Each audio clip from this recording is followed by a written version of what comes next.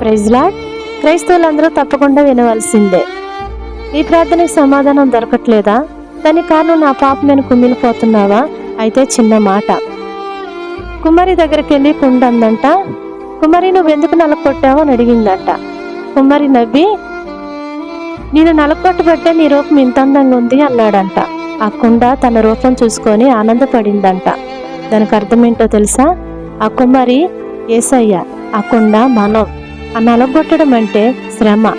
కీర్తనలో 61వ అధ్యాయం 1వ వచనం.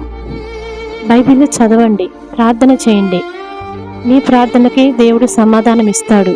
మారు మనసు పొంది బాప్తిసం తీసుకోండి. దేవుడు మిమ్మల్ని దీవించును గాక.